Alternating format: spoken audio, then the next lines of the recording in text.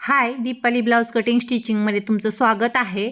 तर मी आहे दीपाली. तुम्हाला आज ब्लाऊजची परफेक्ट फिटिंग दाखवणार आहे. त्याची सुरुवात कुठून होते, परफेक्ट फिटिंगची शिलाई कशी करायची, म्हणजे कुठेही ब्लाऊजला मुंड्यामध्ये गुड्या किंवा घड्या येणार नाहीत. तर असा हा व्हिडिओ संपूर्ण पहा, म्हणजे तुम्हाला ब्लाऊजची फिटिंग करता येणार आहे. आणि न विसरता ब्लाऊजच्या फिटिंगच्या व्हिडिओला सबस्क्राईब आणि लाईक करून घ्या.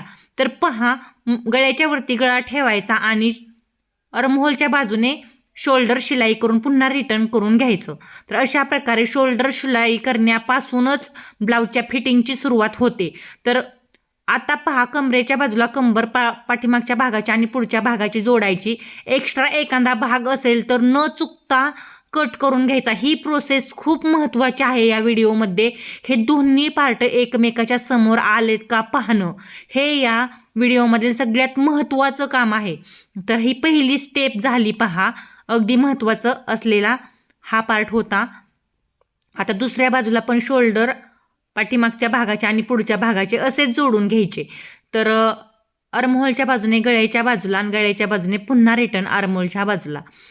आता शोल्डर जोडून झाल्यानंतर काय करायचं, ओपन करायचं आणि इथं पण पहा, बॅक म्हणजे पाठीमागचा आणि पुढचा पार्ट एकसारखा आहे का पाहायचं आणि एक्स्ट्रा असेल तर कट करून काढायचं. हे सगळ्यात महत्त्वाचं आहे पहा, म्हणजे बॅक पार्ट आणि फ्रंट पार्ट हे साईडला एकसारखे येणं हे सगळ्यात महत्त्वाचं आहे. तर इथं पण पहा, थोडासा एक पार्ट आहे पुढचा तो माझा जास्त होतं पहा कधी कधी असं. तर हे आपण जसं आहे तसं शिलाई केलं तर आपला ब्लाऊज हा फिटिंगला बिघडतो पहा. आणि त्यामुळे आपण ओढून ताणून शिवतो आणि काखेमध्ये किंवा जास्त टाचलं जातं पहा, म्हणजे फिट केलं जातं जास्त बाही जोडल्यानंतर. आणि त्यामुळे काखेमध्ये काय होतात, म्हणजे आर्महोलमध्ये गुड्या तयार होतात आणि घड्या तयार होतात पहा.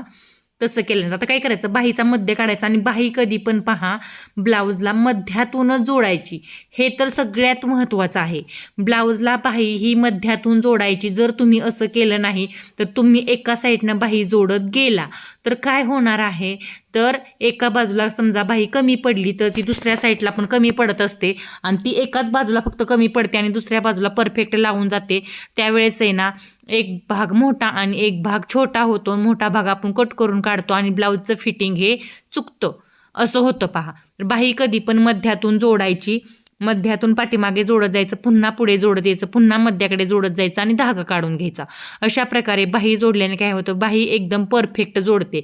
तर तुम्ही म्हणसान की हा फिटिंगचा व्हिडिओ आहे आणि तुम्ही बाही जोडायचं का सांगत आहात, तर तुम्हाला मी सांगितलं आहे कुठून सुरुवात होते, म्हणजे तुम्ही कुठून फिटिंग परफेक्ट येण्यासाठी तुम्हाला कोणत्या टिप्स फॉलो करायच्या आहेत तेच मी सांगितलेलं आहे. तर शोल्डर जोडल्यापासूनच त्याची सुरुवात होते पहा फिटिंगची. आणि आत्ता बाही जोडून झाली तर आता पहा, ही बाही आणि हा पाठीमागचा पुढचा पार्ट हे सगळे एकसारखे आलेत का पाहायचं. तर एखादा जरी पार्ट कमी जास्त असेल तर तुम्ही काय करायचं, पटकन तो कमी करून घ्यायचा. तर त्यावेळेस तुम्ही काय करता, मध्यामध्ये पहा शिलाई करून घेता.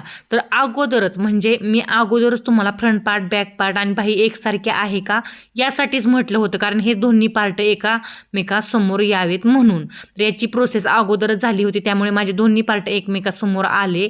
आता पहा काय करायचं आहे, मला याला शिलाई करायची आहे. तर प्रथम मी वरच्या बाजूने शिलाई केली आणि पुन्हा आतल्या बाजूने शिलाई केली. असं का केलं, तर असं केल्याने काय होतं, फिटिंग जे आहे एकदम मस्त राहते. फिटिंगमध्ये ब्लाऊज फिसकत नाही आणि सगळ्यात महत्त्वाचं म्हणजे धागे आतल्या साईडला लोंबल्यासारखे किंवा बाहेर दिसत नाहीत. असं केलं पहा. आणि आता मी ही टीप मारून घेतली. तर हीच सेम प्रोसेस मी दुसऱ्या बाजूला करणार आणि तुम्हाला पुन्हा काय करणार, फिटिंग कशी आकायची, टिपा कशा मारायच्या हे दाखवणार. तर दुसऱ्या बाजूला मी काय करत आहे पहा, आता दुसऱ्या बाजूला देखील मी बाही जोडून घेत आहे.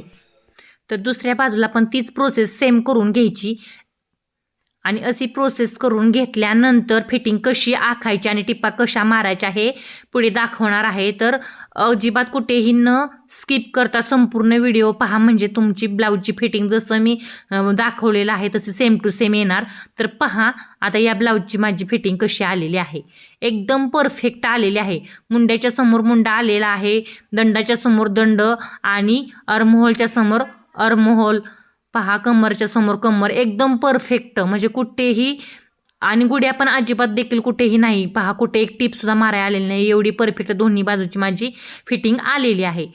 तर आता काय करणार आहे, मी फिटिंग आखून घेणार आहे. म्हणजे एक्स्ट्रा आपण जे 1.25 इंच 1.5 इंच आतून फॅब्रिक सोडलेलं असतं किंवा कोणी 2 इंच पण सोडतं पहा. तर ते कसं आखायचं ते दाखवणार आहे. मापाचा ब्लाऊज किंवा टेपवरून जर तुम्ही टेपवरून घेतलेला ब्लाऊज असेल माप, तर ते घ्यायचं आणि कमरेच्या बाजूला मोजून घ्यायचं. पहा, तर मी मापाच्या ब्लाऊजवरून मोजून घेणार आहे कमर. तर कमर किती आहे ते असं मोजणं खूप सोपं असतं. असं मोजून अगोदर घ्यायचं. आता घेतल्यानंतर काय करायचं पहा, एक्स्ट्रा आहे ते दुमडून घ्यायचं. तर एक्स्ट्रा मी दुमडून घेतलं तर दोनदा दुमडायचं म्हणजे 4 भाग तयार होतात आणि हे किती आहेत ते मोजायचं. तर हे पहा, माझं करेक्ट 1.5 इंच भरलेलं आहे. हे माझं करेक्ट 1.5 इंच भरलेलं आहे. म्हणजे कमरेमध्ये माझं 1.5 इंच फॅब्रिक सोडलेलं होतं आणि 1.5 इंचच एक्स्ट्रा भरलेला. आता दंडघेर मोजायचा पहा. तर दंडघेर हा 4.25 इंच आहे. 5 ते 4.25 इंच भरत आहे. म्हणजे 4.25 इंच परफेक्ट आहे. परंतु थोडं लुझिंग ठेवायचं म्हटल्यावरती 5 इंच ठेवायचं असतं.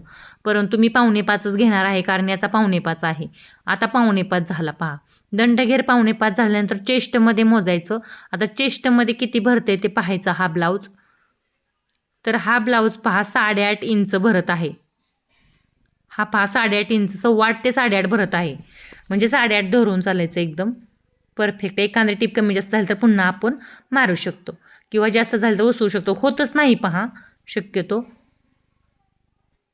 आता दंडामध्ये मोजायचं 4.25 इंचावरती खून करायची कारण दंडघेर हा उलट दिशेने 4.25 भरलेला. आता कमरेमध्ये मोजायचा आणि 1.5 इंचावरती एक खून करून घ्यायची. म्हणजे कमर घेर आहे तो एकदम परफेक्ट येणार आहे. तर 2 बाजू इथं गेल्या पहा. आता 8.5 इंचावरती एक खून करायची. तिथं मग अशी 8.25 भरलेलं परंतु मी 8.5 इंचावरती खून करून घेतली. म्हणजे परत हे पहा अशा प्रकारे रेषा आखून घ्यायची आणि याच्यावरती टिपा मारायच्या आहेत. तर दुसऱ्या बाजूचं पण मी अगोदर आखून घेते आणि तुम्हाला टिपा मारून दाखवते. तर इथं पहा 6 इंचावरती मार्किंग केलं. ते 5.5 इंचावरती 4.25 इंचावरती मार्किंग केलं. 4.25 इंचावरती 6 चुकून आलं तोंडातून. 4.25 इंचावरती मार्किंग केलं दंडघेराचं.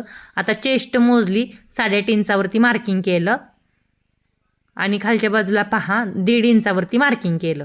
तर चेस्टचं मार्किंग नाही केलं तरी चालतं परंतु मी दाखवलं तुम्हाला करून म्हणजे प्रॉपर फिटिंग येण्यासाठी महत्त्वाचं आहे.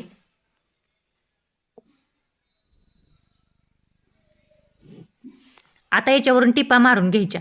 आखायचं राहिलेलं ते मी आखून घेतलं. आता टिपा मारताना काय करायचं, पहिली टिप जसं आपण आखून घेतलेलं आहे तसं सेम टू सेम मारून घ्यायची आणि टेपच्या 2 रेषा अंतर ठेवायचं. 2 टिपाच्या मध्ये अंतर किती ठेवायचं असतं तर 2 टिपांच्या मध्ये अंतर हे टेपच्या 2 रेषा ठेवायचं. म्हणजे एखादी टिप जरी आपल्याला उसवायची म्हटलं तरी तेवढं अंतर एक टिप उसवल्यानंतर पुरेसं होऊन जातं. तर दुसरी टिप मारताना पहिली टिप ना आर्महोलमध्ये जिथं होती ना त्याच्यावरती आली पाहिजे, तिरकस मारायची आणि पुन्हा तिरकस खाली न्यायची आणि पुन्हा 2 टेपच्या रेषा एवढं अंतर आहे ना त्यामध्ये सुटलं पाहिजे, याची काळजी घ्यायची. म्हणजे का तर ते तुम्हाला मी एका व्हिडिओमध्ये सांगितलेलं आहे की एखादी टिप जर आपल्याला दंडामध्ये लूज झाली, परफेक्ट बसली आणि कमरेमध्ये जर फिट्ट झाली तर कमरेपासून दंडापर्यंत उसवत जाण्याऐवजी ती आर्महोलपर्यंतच उसवायची म्हणजे दंडातली उसवत जाणार नाही म्हणून. तर अशा प्रकारे काय करायचं, ह्या टिप्पा मारून घ्यायच्या. तर तुम्हाला सांगते पहिली टिप आणि दुसरी टिप ही जुळून घ्यायची असतात. तर जुळून घेतलेलं काय होतं, समजा तुमची दंडामध्ये फिट्ट झाली आणि कमरेमध्ये परफेक्ट बसला ब्लाऊज तर दंडामधली एक टीप उसवत गेल्यानंतर ती फक्त आर्महोलपर्यंत म्हणजे काकेपर्यंतच उसवायची, त्याच्यापेक्षा खाली उसवायची नाही. असं करताना काय होतं, बऱ्याचदा टीप खाली उसवत जाते म्हणून त्या दोन्ही टिपा एकामेकावरती घ्यायच्या, काही प्रॉब्लेम येत नाही आणि दंडामध्ये ब्लाऊज लूज करून घ्यायचा. असं केल्याने काय होतं, ब्लाऊजचं फिटिंग मस्त येतं आणि मस्त असं टीप उसवायची म्हटलं तरी काही टेन्शन होत नाही आणि ब्लाऊज देखील खराब होत नाही. आणि एक टीप जर जास्तीत जास्त उसवत गेलं तर काय होतं, तर जोड आल्यासारखं होतं आणि गुड्या दिसतात पहा ब्लाऊजला.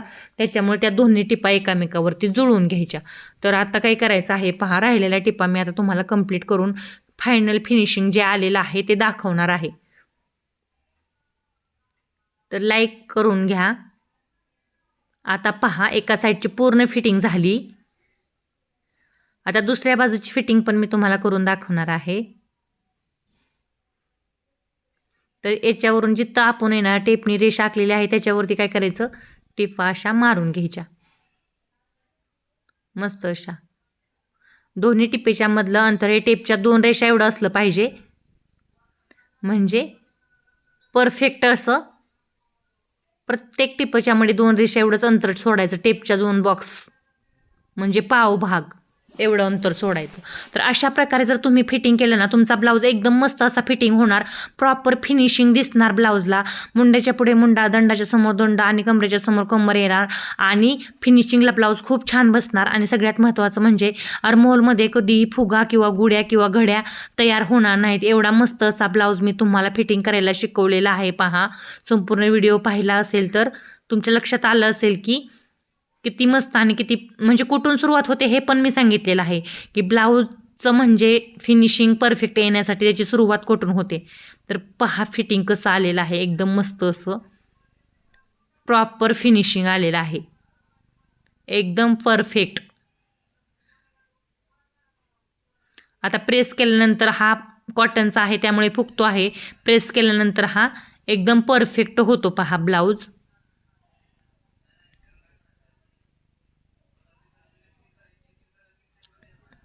अशा प्रकारे.